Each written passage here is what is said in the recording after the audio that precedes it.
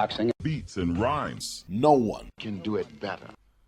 Before a punch was thrown by Alexander Usyk, Tyson Fury, Beterbiev or Bivol, I mentioned several times that now we have the machine that can get these fights done.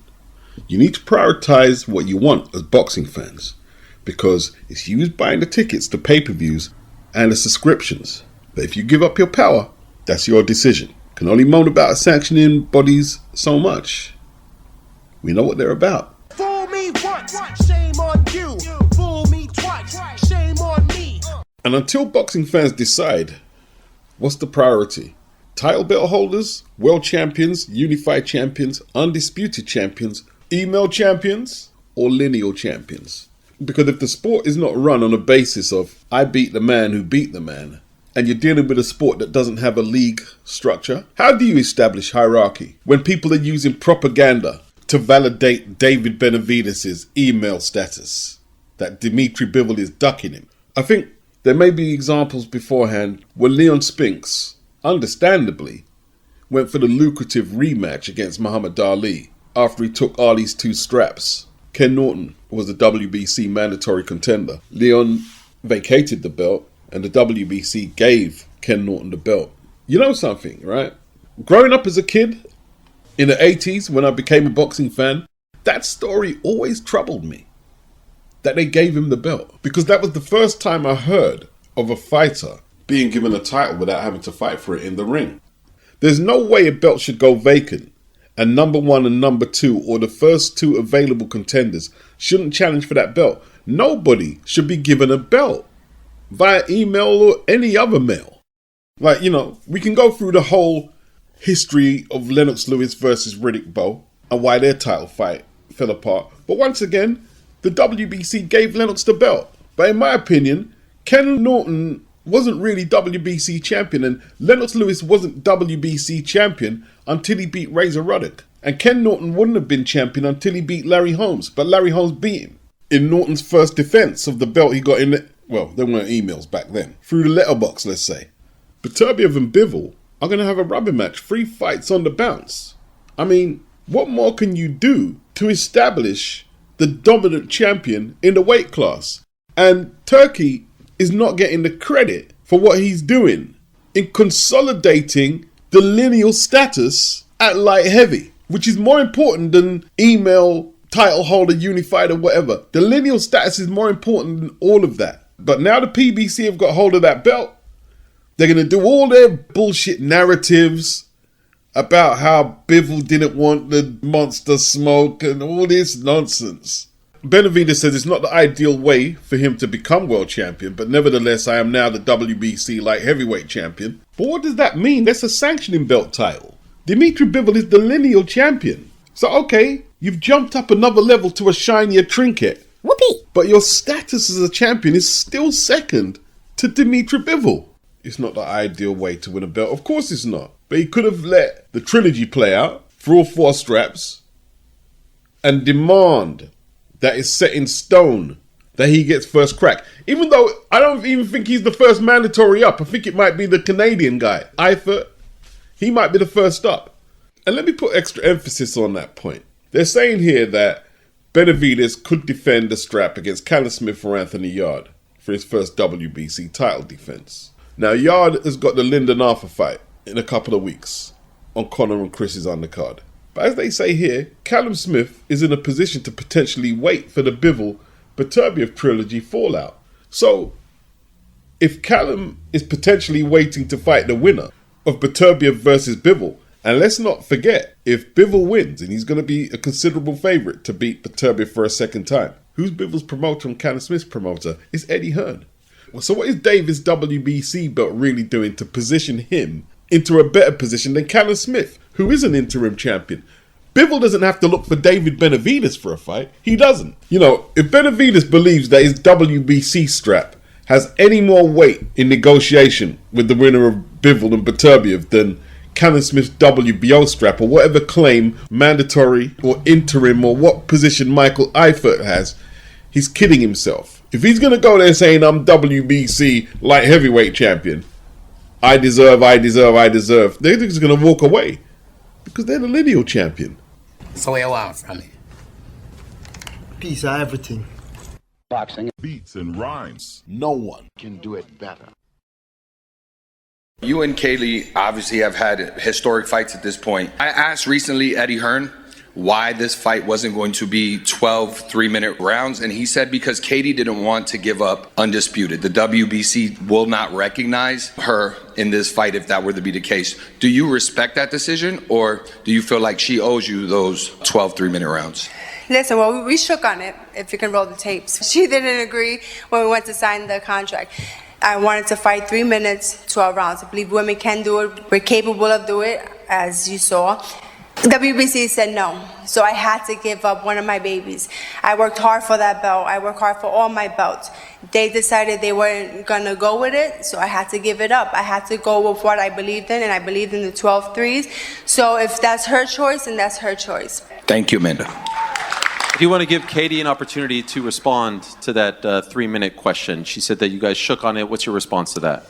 I think we shook on it depending on if you won the fight, but the challenger shouldn't be dictating the terms of the fight. I am 2-0 here. I'm in the driving seat here, and that's only right. At the end of the day, Amanda needs this fight a lot more than I do. I have a long history of big fights against big names and a line of people queuing up to fight me for the payday. So listen, in that context, you can't say you're a real fighter and never want to do the 3. You shook on it, not knowing if I was going to win or lose, Katie. I respect you, and I will continue to respect you in and out the ring, Katie, but we did shake on it, not knowing. And if you say that it's you call the shots, you could have called the shots that day. You should have not shook my hand if you wasn't going to You need this fight a lot more than I do, Amanda. You know that if we have an extra minute, it won't go your way. I think the point of a 3-minute round was to prove to people that you get more knockouts. How many knockouts did you get in your 12 3-minute rounds? 0. They end up being boring fights. It was a good advertisement for a 12 3-minute round fight for women. It was boring. So I don't think Netflix are too disappointed this fight is a 10 2-minute round fight. One quick follow-up for Katie. When she Next question, please. When she says the world knows that she won the fight, does that bother you? I'm uninterested in what Amanda says about the fight. I'm only interested in what the judges say about the fight. And I am 2-0 here. Listen, that's understandable, but the world has eyes. The world has eyes. They saw what they saw. And here we are again, having a silly conversation because you're trying to create a narrative that you're robbing that fight. That's not okay, Amanda. I never said I was robbed. I just said the judges didn't see it my way. The Irish Stylie, the Celtic Jazz, Katie Taylor. She weren't having it, bro. Katie don't normally get involved in that, but she let Amanda have it. Nice back and forth from the two ladies. Amanda's 12 threes fight, I remember it. It wasn't a great advertisement for women fighting 12 threes. And Amanda needs to come with some medical evidence, some scientific evidence, that boxing isn't more dangerous for women to fight 12 threes than men. The WBC claim to have scientific or medical evidence that it's not safe for women to fight 12 threes. Probably not safe for anyone to fight 12 threes, but less safe for women. The WBC cite dehydration and tiredness as potential issues. Not exactly scientific, but that's what they put out there.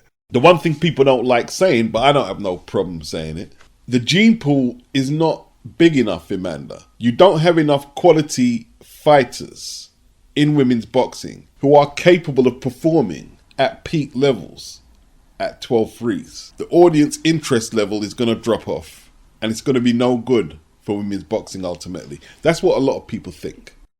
12 threes of Sky Nicholson's last performance should be reserved for those who've been captured in Guantanamo Bay, quite frankly. And women's boxing on Netflix has a revigorated energy. After the last couple of years, there were many, me not being one of them, who was worried about the future of women's boxing.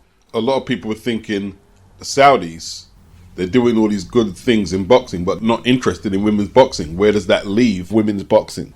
In an era where we have different platforms to absorb content, it was just a matter of time before someone got hold of the product and started advertising it properly, shoulder programs done properly, consolidate the best commodities on one network like they're doing now on Netflix, yes, this is a good look for women's boxing. Yes, indeed. Very good look. To lose the likes of Ellie Scottney, Alicia Baumgardner, Ramla Ali to MVP, does that hurt at all? No, I'm very proud. I think it's brilliant for him. Ramla Ali was out of contract with us. Alicia Baumgardner was out of contract with us. Ellie Scottney, we had a first last. They did everything right. They sent us the offer and they said, this is the offer we've received from MVP. Do you want to match it? And I said, absolutely not. It's a brilliant opportunity for you. We've done everything we can with Ellie. She's been brilliant. I think we've taken her as far as we can. And now it's MVP and a great opportunity for her. I just want the fighters to get the best opportunities. Ramla Ali, Alicia Baumgardner, Ellie Scottney, no longer Matchroom fighters, all on MVP, all on Netflix. Matchroom, they still have Katie Taylor, by a string. They still have Sky Nicholson, score. Terry Harper, score. Beatrice Ferreira. They just signed Elif Nur Turhan, who looked really good on the Paddy Donovan, Lee Croker undercard. She looked really good. 10-0 with 6 inside the distance. Matchroom had just signed her, but at this rate, who they're going to match her with? Who's she going to fight if everyone's heading over to Jake Paul's party? Clarissa Shields says she's not going to fight on the undercard of Katie Taylor and Amanda Serrano. Clarissa's going to make her own decisions. But you have undercard fighters and you have undercard fighters. It's not like she's going to be begging for a paycheck over there. She's going to be a big part of the promotion over there. They would love to have Clarissa Shields over there. But in saying that, she has a decent platform on the zone, although she's isolated from where it's really happening.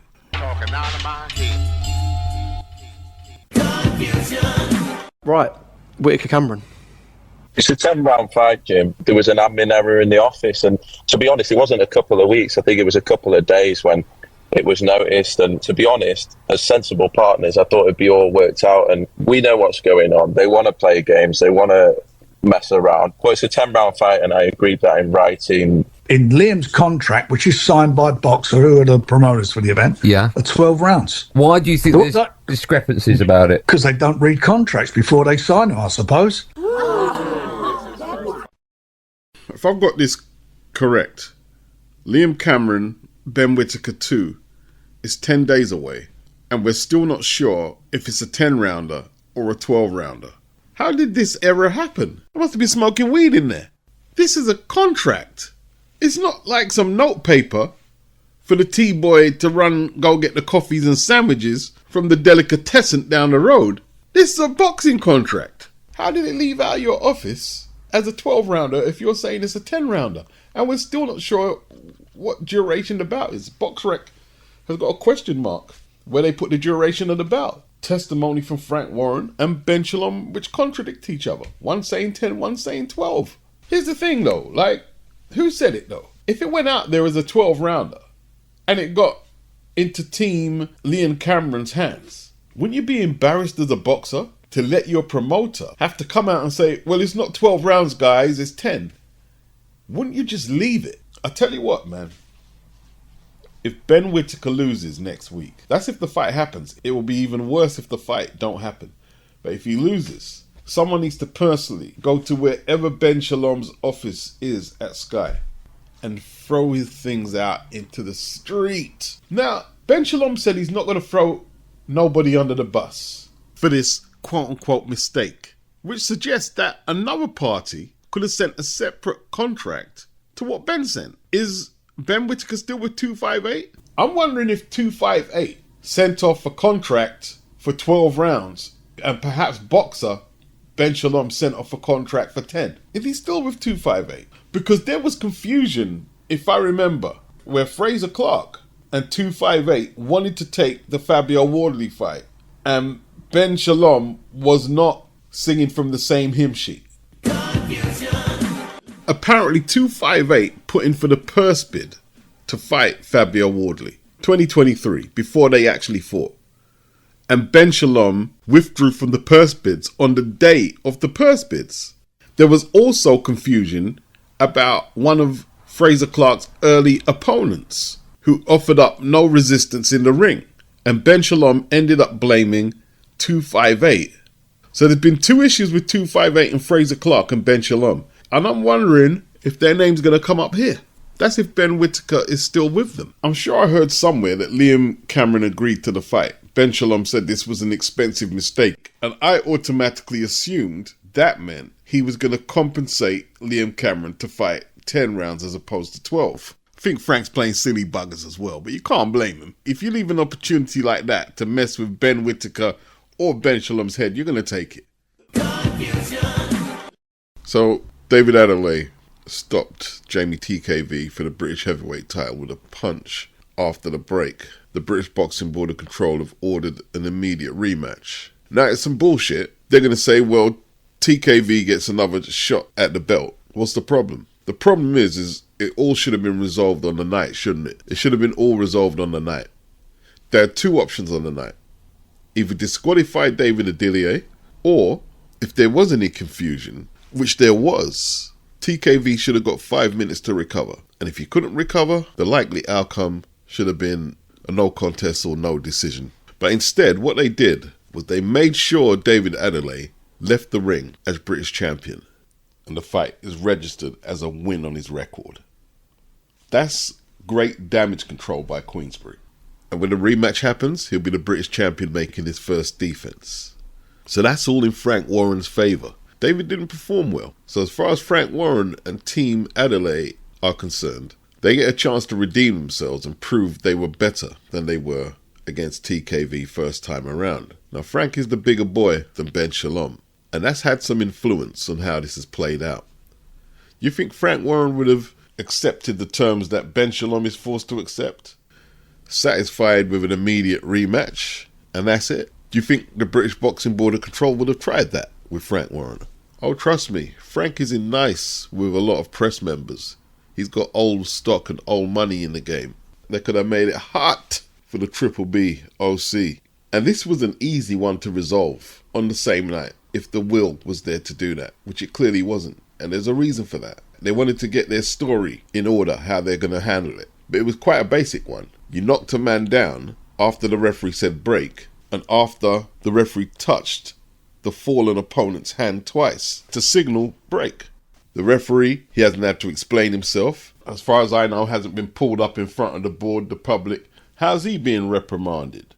So the British Boxing Board of Control, they've got out of it without having to explain themselves. The referees got out of it without having to explain himself. Frank Warren, he's got a British champion who all he has to do now is win in a more convincing manner than he did first time around. But what do Boxer get? They got a boxer coming off a concussive defeat, going straight back in with his heavy-handed opponent in the next 3 months or so? And if I'm going to nitpick, hypothetically, he could have been injured really bad, and the only recourse they get is a rematch. He should be going into that fight as British champion. He should have been compensated better for the infringement. You know, people are talking about, well, Jamie hit David on the break, so that evens it out. No, Jamie hit David on the break, and the referee warned Jamie about it. Like he warned Jamie about every infringement that happened in that fight. What are you talking about? Where was Adeleye reprimanded? He was awarded the belt by stoppage. It's registered as a win on David Adeleye's box rec and a stoppage loss on Jamie's box rec. That's fair, even though the punch was a flagrant foul. Come on now. Get your story straight. Get your bars up. Boxing beats and rhymes. No one can do it better. Alright, so Zepeda pulled out of his mandated title shot against the WBC 135-pound champion, SHAKUR. Stevenson, he was replaced by Floyd Schofield, who pulled out with an illness, allegedly. And then the Brit came in, the electrician, Josh Padley, fresh off his points victory over Turkey Al-Sheikh favourite Mark Chamberlain. So now, William Zepeda coming off his second points victory over Tevin Farmer, where his skill set, in my opinion, got exposed somewhat, is supposedly ready to take his mandated shot against Shakur Stevenson. But Oscar De La Hoya said after all that shit talking, Shakur Stevenson pulls out of the Zepeda fight. But Shakur replied to De La Hoya, "Is that what they told you? Turkey promised me a number, and now he's going way back on that number that he promised and sending his towel boys to run me the info instead of telling me straight up what he's trying to do." Shakur says, I bow to nobody, Mr. De La Hoya. Now let's negotiate. Well, Shakur's standing his ground. He's not taking the knee to His Excellency. Standing his ground, and he should do. Now, William Zepeda is suspicious of PED consumption, as far as I'm concerned, right? Why was he not as concerned as Tevin Farmer was that there was no testing pre or post fight the first time they fought? He didn't say nothing about it. In fact, no one in Golden Boy was concerned about it. And that's why, in my opinion, he's avoided the Shakur Stevenson fight for most of 2024 and February 2025. And Oscar De La Hoya talking about the fight is cancelled. How is it cancelled? You haven't even negotiated. And you can't say Shakur's boring, so he can't get this, he can't get that. He's the WBC champion, yeah? You have to respect that alone in negotiations. William Zepeda, not the A side. He can't call terms on doping, protocol, location, etc., like that. And Eddie Hearn needs to stand his ground and make sure he does a good job for Shakur, that he's not bullied by nobody. Although, in saying that, if push comes to shove, Eddie will throw Shakur under the bus for Turki Al Sheikh. Let's get that straight. What are the issues with him in Turkey and the Tower Boys and Oscar De La Hoya, him going back and forth with Zepeda? He was putting on X, talking about Turki Al Sheikh and not wanting to pay the same amount of money that they agreed to. This is a business, and one thing that you always want to maintain is your integrity and your word. So if fighters offer something and said they want to get something, they're fighters. Yeah. So, they're going to fight for what they want and what they deserve to get. You just don't push fighters over like that. None of them going to accept it. Not no real fighter will know their value, you know what I'm saying? And if you know your word is your bonds, I think it will happen. Well, definitely, man. Wally, we thank you for your time. Now, once again, the WBC have ordered the fight between Shakur and Zepeda to be made. They have till May the 6th to strike a deal, after which the fight will be scheduled for a purse bid. Now, if it goes to a purse bid, Shakur better hope that Eddie puts in a bid that's higher than what Turkey wanted to pay Shakur. Because the narrative they're trying to put out there is that Zepeda is this free-swinging, exciting television fighter that everybody wants to see. His style is ugly to watch. Just because you throw a lot of punches doesn't mean that you're good to watch. Unless you're a numbskull who thinks everything that is good equates to you throwing a lot of punches and taking a lot of punches. You ain't got no style. No footwork, can't throw a proper jab, not the power puncher they tried to bill him as. And if he's this big superstar, why wasn't the rematch with Tevin Farmer on pay-per-view? I mean, you had the platform to set it up. The first fight was on Riyadh season. He's not a pay-per-view draw. Let's stop trying to put it out there that the whole world wants to see William Zepeda, that he's some reincarnated version of Roberto Duran. Now, the punch output, not going to deny it, it's impressive in terms of it's hard to outpoint a guy who can throw that many punches. But that's why the PED suspicions keep coming up. And with that punch output and Shakur's crumbling hands, he definitely has a shot at beating Shakur. But as for William being this superstar draw, well, I don't like writing fighters off, even if I don't think they're that talented. Let's see it play out first. Let's not give him pay-per-view figures and numbers that he hasn't earned yet. Shakur, he's technically gifted, talented fighter, but he hasn't set the world alight at 135 yet. He hasn't. And he needs to get moving. He needs to get them hands fixed if they're the reason the performances haven't been up to superstar levels. But a lot of this comes down to, is boxing broken? That question has to come up. And this is a question specifically for America more than anywhere, yeah? Because they're trying to oversell William Zepeda because he throws a lot of punches. But he's not exactly Ryan Garcia, Saul Canelo Alvarez, or Oscar De La Hoya in terms of a draw. Doesn't speak English. Shakur can't get him in the ring, can't get Tank Davis in the ring, can't get Lomachenko in the ring, even though he's got a strap. So boxing is broken in America. Because as boring as some people will say Shakur Stevenson is, just from the standpoint of competing, he should have got one of them fights by now. You're overselling Zepeda like they're overselling Tank, and this is American boxing. All day. The Eastern European and adopted American fan base that Lomachenko has. Oh, he don't need to do this, he don't need to do that. How about you get these guys with their straps and with their mandatory positions do what they're supposed to fucking do? Now, there are rumours that Turki Al-Sheikh is not Shakur Stevenson's greatest fan. It says here, there's a photo of Turki Al-Sheikh seemingly focused on his phone during Shakur's fight with Josh Padley. And this is perhaps why he tried to lowball Shakur to make the Zepeda fight. He doesn't rate him, and he's entitled not to like Shakur's style. And Shakur might have to come off his high horse and perhaps give up what he thinks is entitled to make in some of these fights just to make them and show and prove in the ring, because he's not a big draw in America amongst African Americans. He's certainly not a big draw with Turkey, certainly not a big draw with the Mexicans, and it is what it is. Yeah? Cry in the comment section, but peace. He's not a big draw, and that's that. That's that. I'm not here to argue all day. That's his responsibility on what kind of entertainment he puts up in the ring, how he's going to get these guys to fight him in the ring. That's on Shakur and Jay Prince, Eddie Hearn, and the Zone. I'm not optimistic about the Zepeda fight being made. Eddie says, oh, everyone's interested. Matchroom, Golden Boy. Well, show and prove. Deliver the fight. Now, apparently, Turkey scuppered the fight. The WBC have ordered it how many times? I'm not convinced it happens. I'm not convinced Shakur Lomachenko happens. I'm not convinced Shakur Tank happens. I'm not convinced Lomachenko Tank happens. I'm not convinced what fights happen over there. Yeah, boxing is broken. Boxing is broken in America. It's literally the same conversation every couple of fucking days making fights over there. Literally the same conversation. Get some nuts!